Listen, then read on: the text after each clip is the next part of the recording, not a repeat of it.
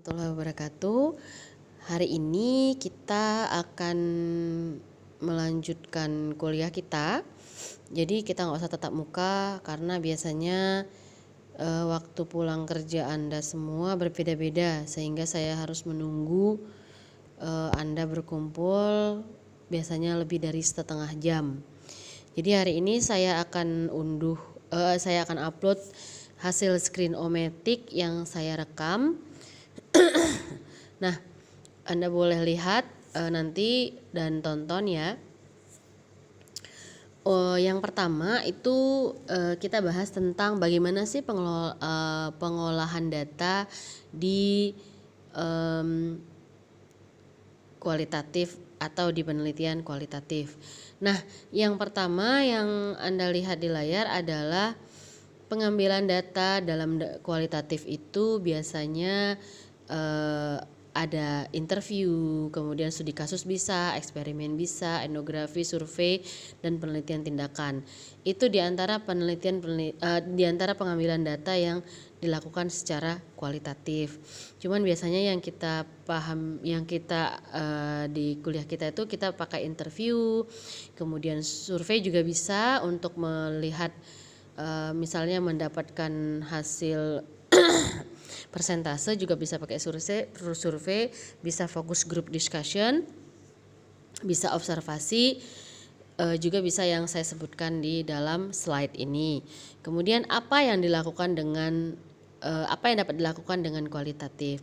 Biasanya kualitatif itu bisa mengevaluasi teori yang sudah ada sekarang, membuat teori baru, dan juga bisa kualitatif sebenarnya bukanlah penelitian tanpa angka, tapi biasanya penelitian kualitatif itu terdapat diantaranya adalah data-data kuantitatif yang memang data kuantitatif ini bisa didukung oleh data kualitatif sehingga lebih kaya jika dideskripsikan atau jika dijelaskan.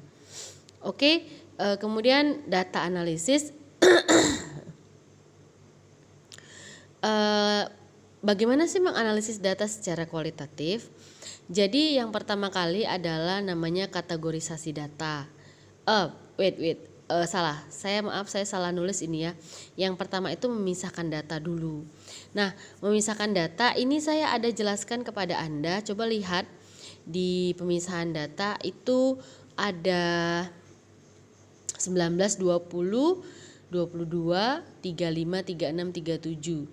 Ini saya ambil dari penelitian mahasiswa yang sudah lulus. Nah, biasanya dilakukan dulu pemisahan data, di mana ketika kita interview itu sering sekali banyak hasil interview itu tidak sesuai dengan yang kita inginkan. Maksud saya adalah tujuan dari penelitian yang saya buatkan contohnya di pemisahan data ini adalah melihat kecenderungan seorang pelaku biseksual. Jadi ketika wawancara tidak akan mungkin langsung to the point, kamu biseksual ya, tidak akan mungkin. Berarti kan ada penggalian namanya. Nah, ketika ada penggalian tersebut, maka banyak juga data yang didapat, namun sebenarnya bukan diperuntukkan untuk penelitian kita. Sehingga yang pertama kali dilakukan adalah pemisahan data atau reduksi data. Nah, di sini yang pertama di poin 19 coba dilihat bahwa reduksi data oleh si peneliti kepada si subjek atau si partisipan penelitian ini adalah yang pertama tidak ada pacar. Jadi ceritanya ini adalah seorang perempuan yang punya pacar laki-laki tapi juga punya pacar perempuan. Jadi punya kecenderungan seksual biseksual.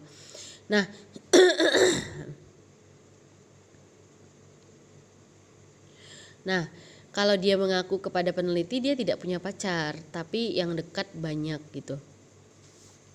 Nah, di poin 22 ke 25 itu jelas sekali bahwa sebenarnya si subjek atau partisipan ini menyesal, kenapa sih aku jadi perempuan? Kenapa nggak dilahirkan sebagai laki-laki?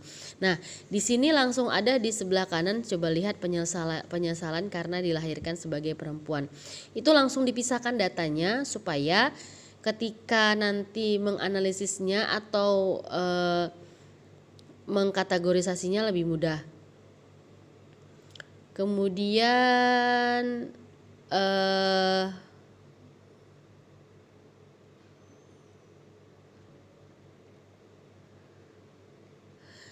nah, kemudian di poin 36, kenapa sih kamu suka perempuan? Nah, di sini dijabarkan katanya pertamanya adalah ikut-ikutan. Awalnya adalah ikut-ikutan, kemudian pertamanya ikut-ikutan nyamar, tapi kemudian kok jadi enak ya kayak gitu. Nah, kemudian setelah itu baru namanya kategorisasi data. Tapi sampai sini saya mau Anda menulis dulu, bukan menulis sih, saya mau Anda pemisahan data dari hasil konseling Anda minggu lalu.